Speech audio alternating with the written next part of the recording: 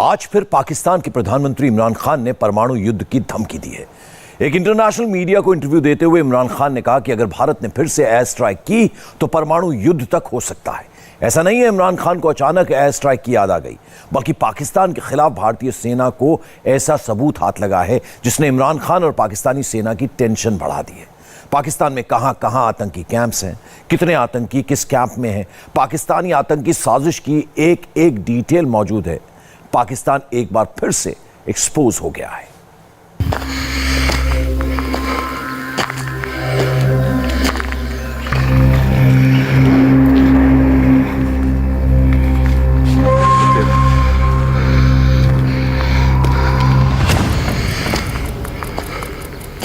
PoK में आतंकी camp कहां कहां पर है, कैसे आतंकियों की ट्रेनिंग होती है, कैसे मजहब के नाम पर जिहादी तैयार किए जाते हैं, कैसे भारत में आतंकियों को भेजा जाता है। कैमरे पर पहली बार एक एक मूवमेंट रिकॉर्ड। इस वीडियो ने पाकिस्तान को, इमरान खान को, जनरल बाजवा को, हर किसी को एक्सपोज कर दिया है। इस वीडियो का एक एक फुटेज, एक एक लोकेशन देखनी बहुत जरूरी है। कश्मीर पर जो आतंक की गोली चलती है उसका बारूद यहां पर तैयार किया जाता है। एलओसी के पास पीओके में यह अखनूर है।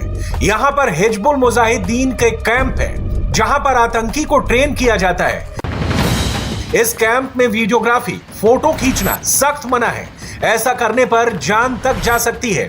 यह वीडियो किसने शूट किया, किसके कहने पर किया, इसका खुलासा नहीं करेंगे, लेकिन इस क्लिप में क्या क्या दिखा वो जानना जरूरी है। हिजबुल मुजाहिदीन का कैंप काफी ऊंचाई पर है। चढ़ते वक्त सांस फूलने की आवाज साफ सुनाई दे रही है।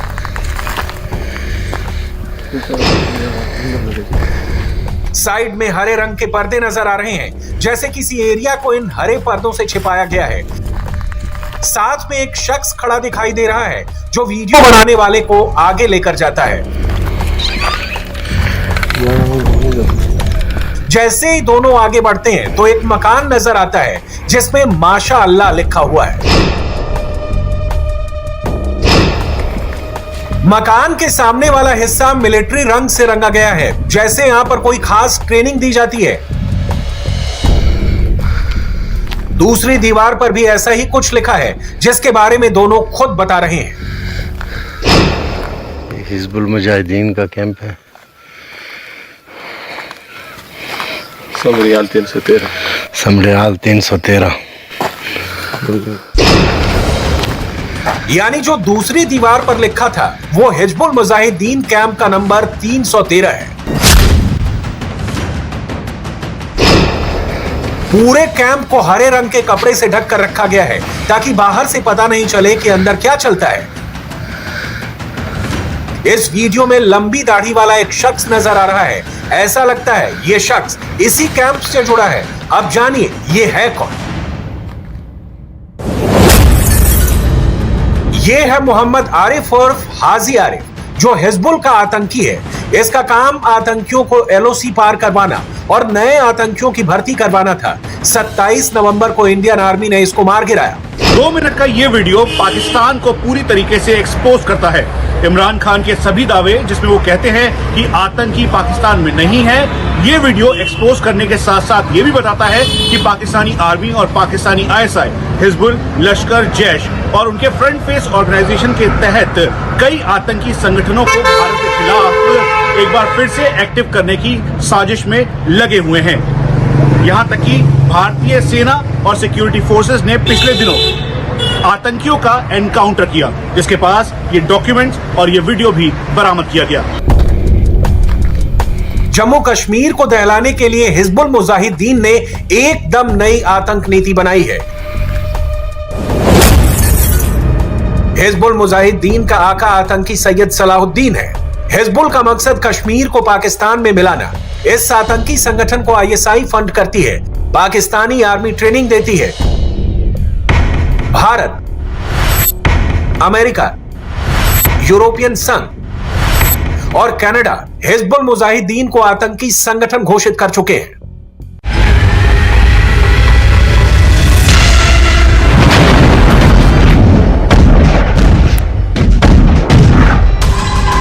जब से भारतीय सेना ने बालाकोट में आतंकियों के कैंपों पर एयर स्ट्राइक की है, तब से पाकिस्तान और आतंकी आका बहुत डरे हुए हैं।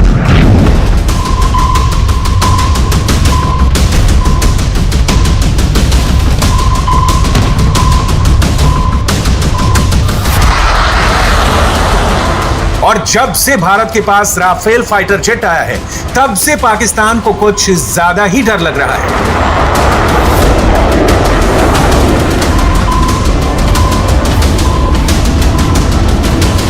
पाकिस्तान का डरना वाजिब भी है, क्योंकि पिछली बार एयर स्ट्राइक के लिए इंडियन फाइटर जेट्स पाकिस्तान के अंदर गए थे। इस बार एयर स्ट्राइक का ऑर्डर आया तो राफेल बिना एलओसी क्रॉस किए हुए पाकिस्तान के किसी भी कोने पर मिसाइल दाग सकता है।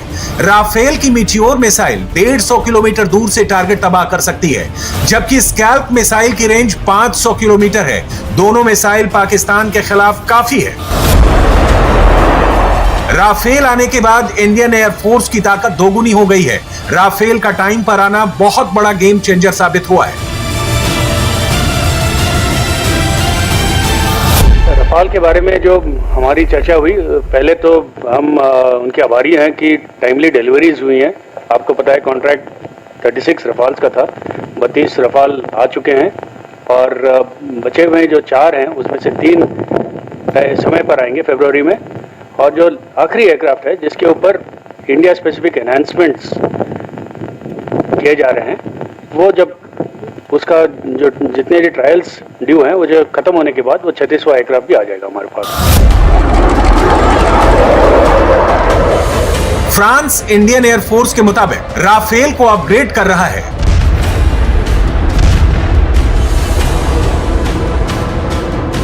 हालांकि राहुल गांधी को आज भी लगता है कि राफेल के आने से कुछ नहीं बदला है।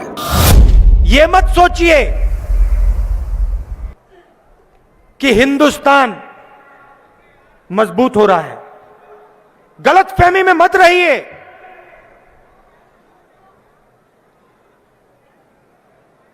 हेलीकॉप्टर, हवाई जहाज, तोप से देश मजबूत नहीं होता।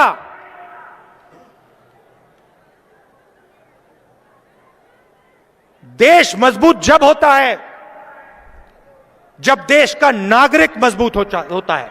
हमारे मीडिया वाले कुछ भी कह लें,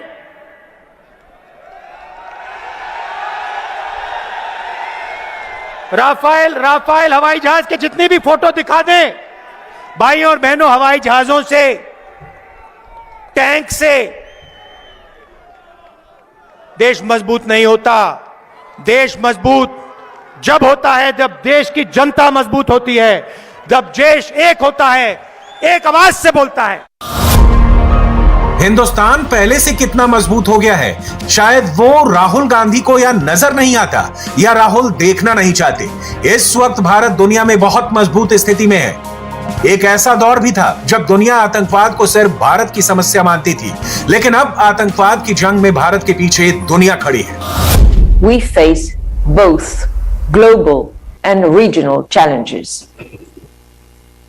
The first challenge I see is terrorism. Terror has struck France and Europe repeatedly over the last few years and has not spared the Indo-Pacific, including India. This fight is not over and will continue for many years to come. The threat of attacks on our countries has not disappeared. I'm thinking in particular of the situation in Afghanistan, which is a matter of concern for both France and India. France की defence minister Florence Parly का भारत दौरा बेहद अहम माना जा रहा है। पाकिस्तान से लेकर चीन तक की निगाहें इस मीटिंग पर टिकी थी, क्योंकि कुछ वक्त पहले एनएसए अजित डोभाल फ्रांस के दौरे पर गए थे, जहां पर उनकी कई महत्वपूर्ण मीटिंग हुई।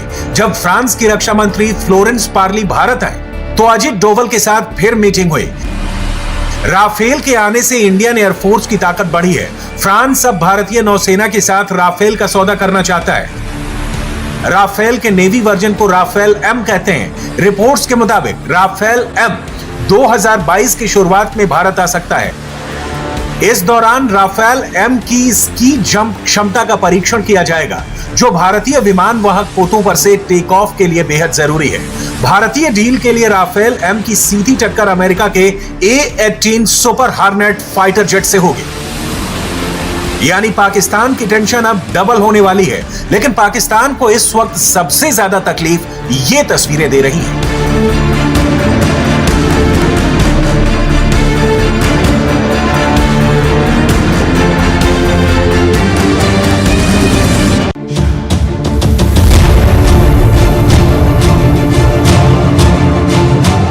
ये है हिंदुस्तान की सबसे लेटेस्ट, सबसे एडवांस मिसाइल अग्नि प्राइम।